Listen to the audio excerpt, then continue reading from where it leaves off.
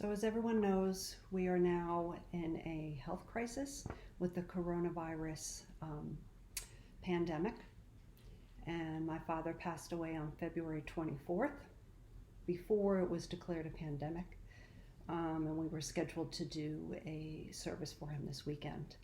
But now everybody's quarantined, social distancing, so we can't have a service for him. So we thought we'd pay tribute to him online. I have a eulogy written for him, and then we have a slideshow. Edward Berry Jr., known as Dad, Ted, and Pops. He was a husband, a father, a professional, a friend, and an athlete. He was a wonderful example of how to live your life right with the perfect balance of work, play, community, and love. He committed himself to each of these endeavors without ever complaining about the time commitments required.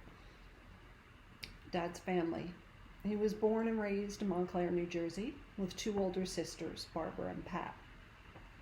Mary Lee was born and raised there as well, so they attended school together. In high school, Ted was a football player and Mary Lee was a cheerleader. They became sweethearts. How cute is that? They married in 1961 and not long after moved to Goshen, where they raised us three kids, Steve, Ron, and I.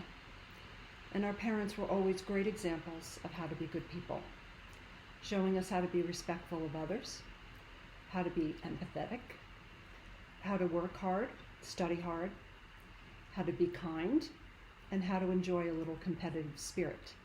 Plenty of competitive spirit. The three of us were involved in a lot of sports and musical endeavors, and Mom and Dad were there for every game, every concert, and every performance. They loved watching us compete, if it was on a team or just us kids racing each other up and down the hill at our grandparents' house in Unionville. They took us on some great vacations too. Skiing vacations in Mont-Tremblant, Canada. You know, Dad was committed to the sport because he wouldn't complain that the temperatures were 0 degrees and below. He'd say, no complaints, it's fun. And summers at the beach in Stone Harbor, New Jersey. There was never much sitting around in our household. Dad always liked to be active.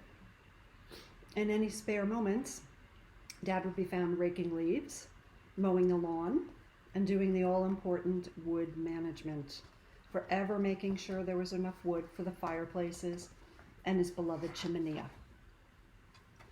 As time moved on and the three of us got married, the grandchildren started coming.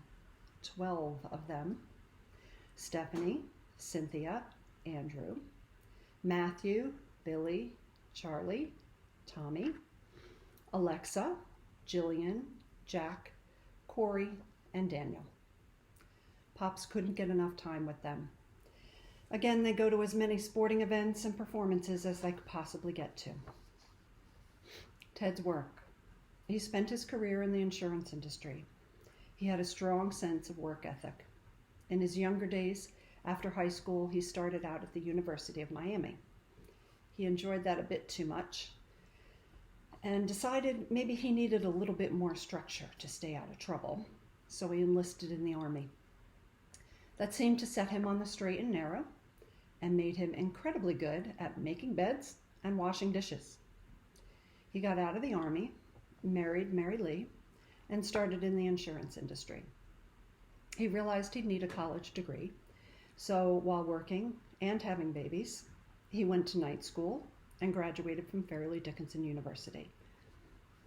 He worked his way up from just an employee to a partner to proprietor of Wallace & Berry. Servicing his clients in an honest and trustworthy way was very important to him.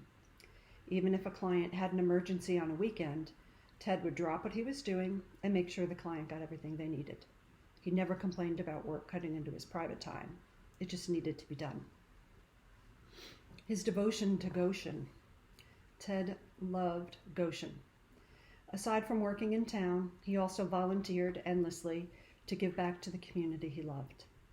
Rotary Club was a big part of that. Great American Weekend. He also belonged to JC's, the Masons, and the First Presbyterian Church. He was always modeling how to give back and how to care. When it came time in his life that he could no longer live alone in his home, he was adamant about not leaving Goshen. He didn't want to be anywhere else. Goshen would always be his home. So, Glen Arden it was.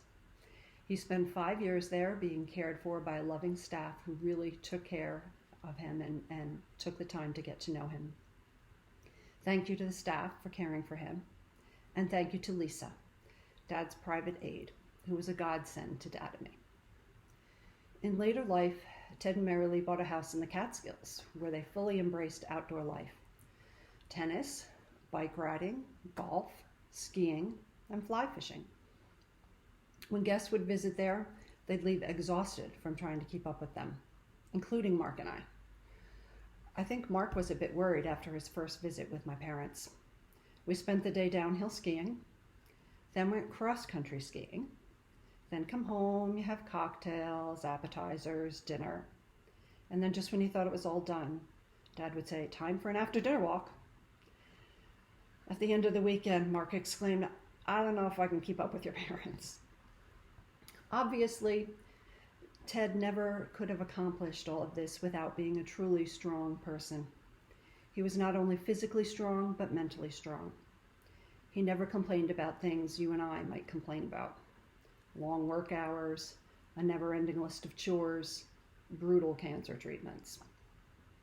While he was undergoing clinical trial treatments for immunology for melanoma, the doctor would ask him if it was too much. Did he want to stop? "Of course not," he would say. "I have to keep going."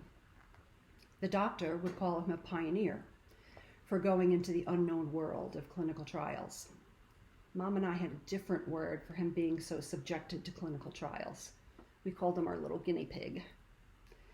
But he was a pioneer, and thanks to his strength, the trial was so successful that the FDA fast-tracked the approval of the medications now known as Zelbaroff. And it's now a standard treatment for melanoma. Dad led his life in a way that would be a model for anyone.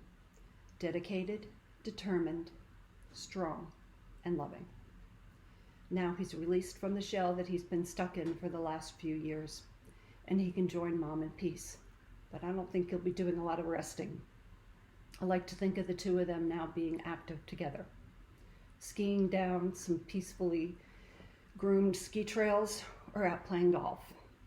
I love you, Dad. I'm very proud to call you my father.